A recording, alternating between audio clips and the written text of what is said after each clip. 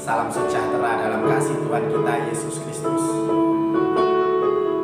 Satu kesempatan yang indah kalau pada pagi hari ini kita dipertemukan kembali dalam keadaan sehat, dalam keadaan diberkati, dan bersyukur kalau semalam Tuhan sudah menyertai di dalam setiap istirahat kita. Sebelum kita memasuki hari yang baru, mari kita kembali datang kepada Tuhan, bersyukur, berterima kasih atas setiap penyertaan Tuhan yang berlaku dalam setiap kehidupan kita. Terima kasih Tuhan. Haleluya.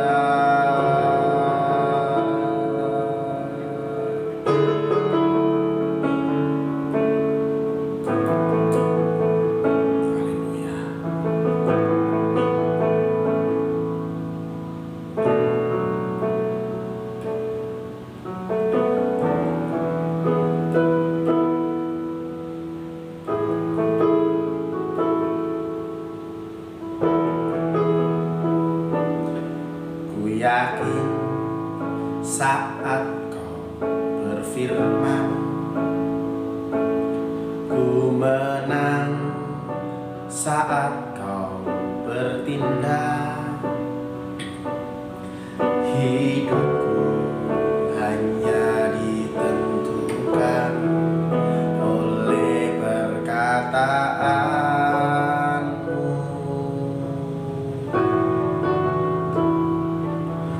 Aman karena kau menjaga, ku kuat karena kau menopang. Hidupku hanya ditentukan oleh kuasa-Mu.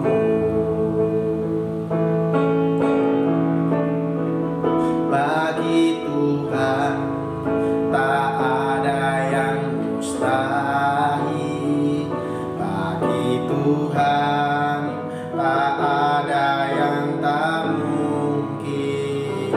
Mujizatnya disediakan bagiku, ku diangkat dan dipulihkannya.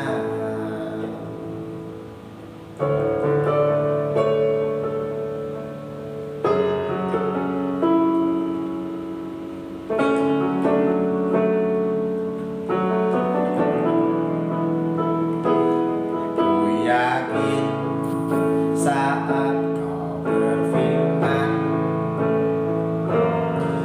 ku menang saat kau bertindak. Hidupku hanya ditentukan oleh perkataanmu.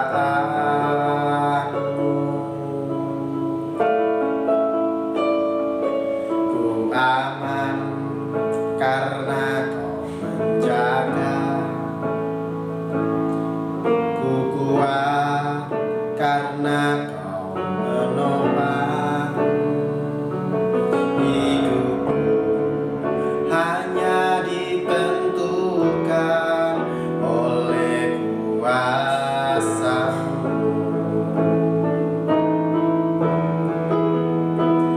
Bagi Tuhan tak ada yang mustahil. Bagi Tuhan tak ada yang tak mungkin. Mujizatnya disediakan bagiku, ku diangkat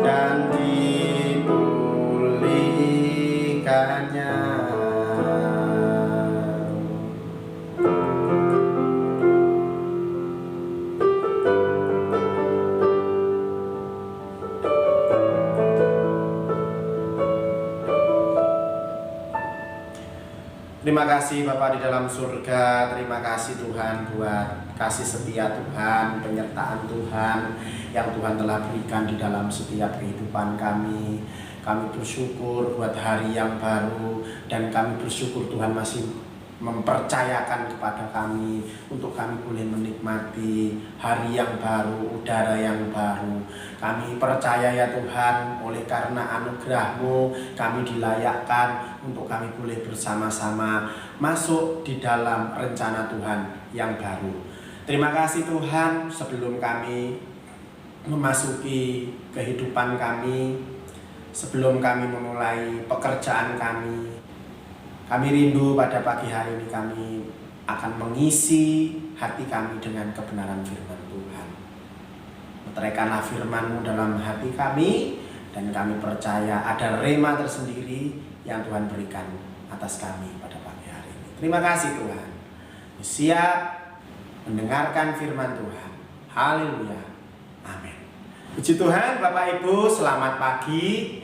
Kembali kita akan merenungkan kebenaran firman Tuhan, dan mari kita akan baca bersama-sama di dalam kitab Pengkhotbah.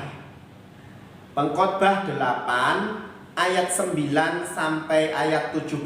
Ada satu perikop yang akan kita baca pada pagi hari ini.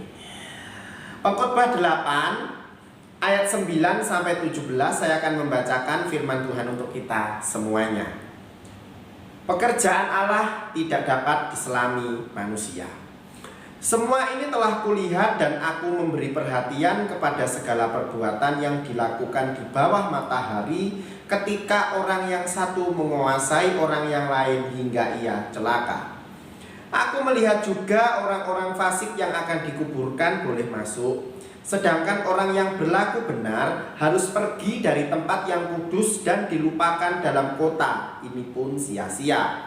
Oleh karena hukuman terhadap perbuatan jahat tidak segera dilaksanakan, maka hati manusia penuh niat untuk berbuat jahat.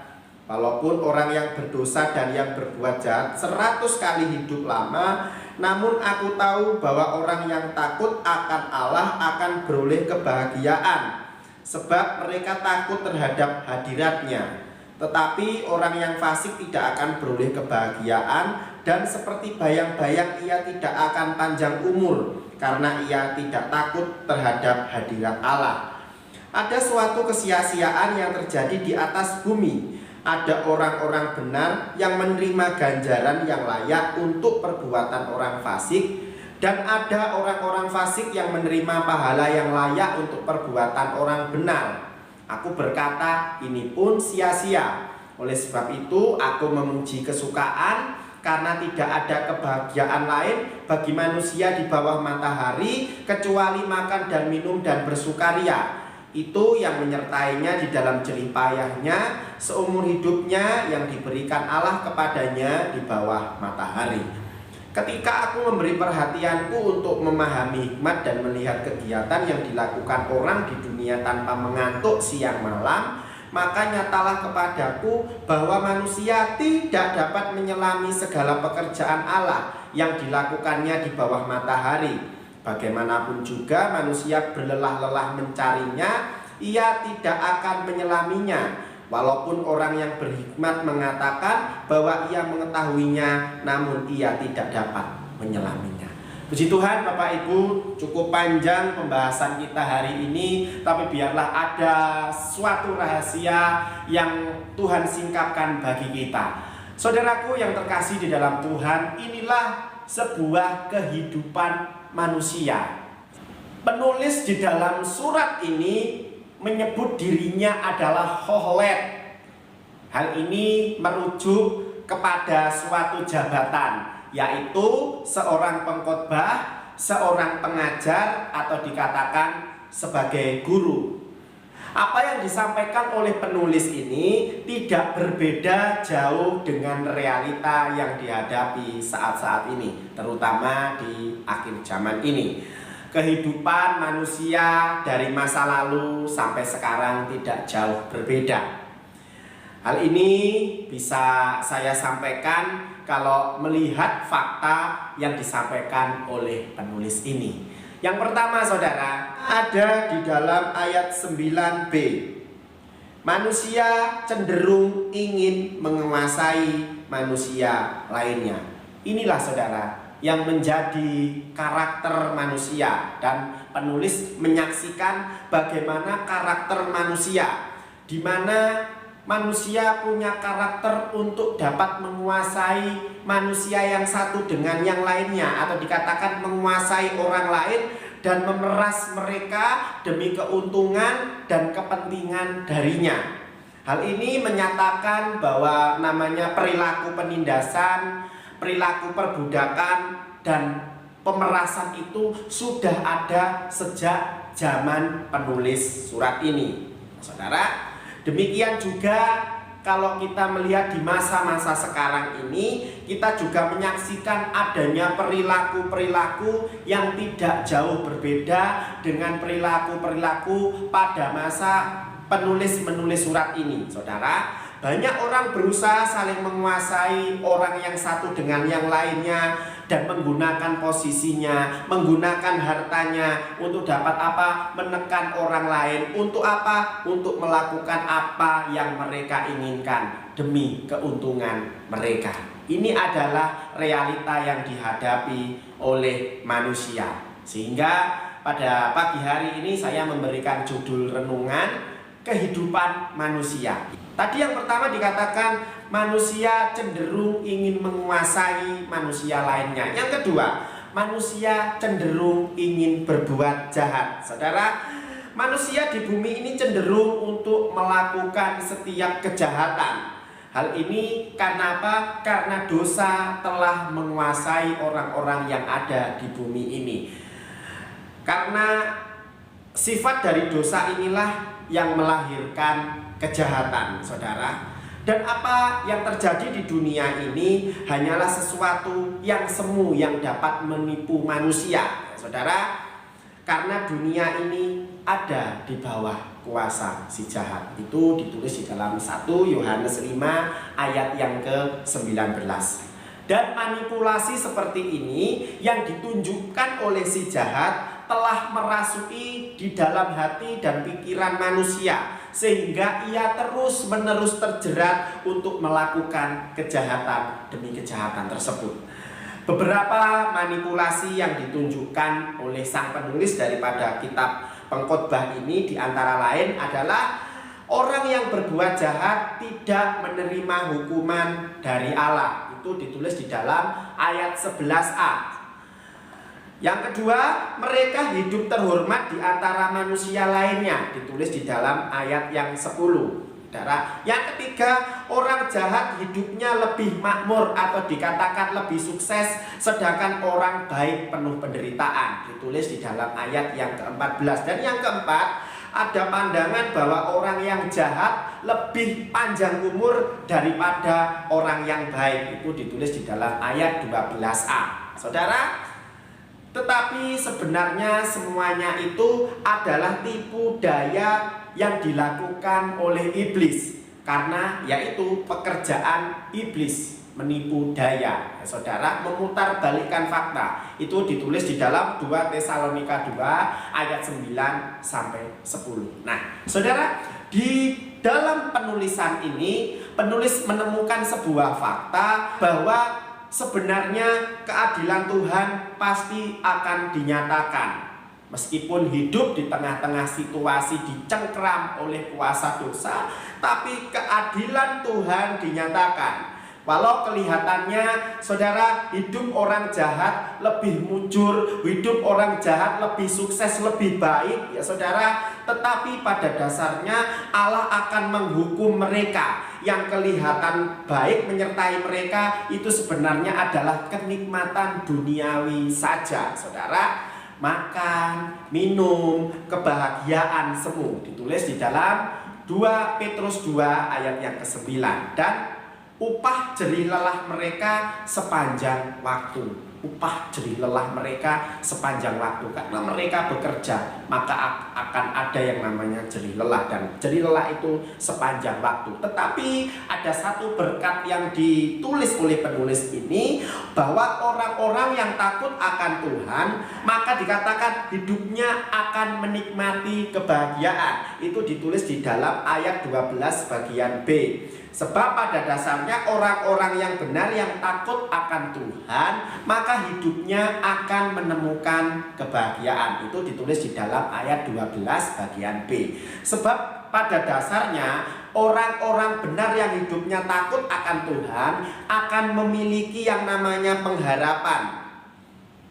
Pada akhirnya mereka akan dibebaskan dari masalahnya. Mereka akan diberkati dan mereka akan berkelimpahan. Seperti yang ditulis oleh Rasul Paulus, bahwa Allah turut bekerja di dalam segala sesuatu untuk mendatangkan apa? Kebaikan bagi yang mengasihi Dia. Ditulis di dalam Roma 8 ayat 28. Saudaraku yang terkasih di dalam Tuhan, ada sebagian banyak orang yang terjebak di dalam falsafah kosong yang menganggap bahwa hidup itu hanya sekali dan harus dinikmati. Sehingga karena falsafah tersebut mereka harus melakukan kejahatan dan dosa. Karena hidup adalah sebuah kesempatan. Tapi kesempatan itu digunakan untuk hal yang tidak baik. Kesempatan digunakan untuk berbuat dosa. Dalam Yesaya 3 ayat 10 sampai 11 dikatakan, katakanlah berbahagia orang benar, sebab mereka akan memakan hasil pekerjaannya. Tetapi ada kontradiksi di sini.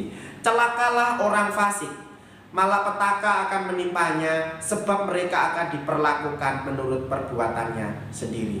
Saudaraku yang terkasih, melalui kebenaran firman Tuhan pada hari ini, kita sebagai orang-orang percaya yang hidup di dunia ini, kehidupan manusia yang kita alami, jangan sampai kita tertipu oleh tipu daya iblis. Oleh sebab itu, teguhlah berdiri di dalam jalannya Tuhan. Di dalam bahasa Jawanya, manut dalane Gusti. Sing manut bakal selamat. Ya, itu saudara, kiranya renungan firman Tuhan pada pagi hari ini menjadi berkat dalam setiap kehidupan kita. Jangan terjebak dengan dosa, tetapi belajar melakukan yang baik dan tetap mencintai hadirat Tuhan. Puji Tuhan. Haleluya. Yesus. Ya, Yesus. Puji Tuhan. Penyertaanmu sempurna, rancanganmu penuh damai, aman dan sejahtera, walau di tengah badai.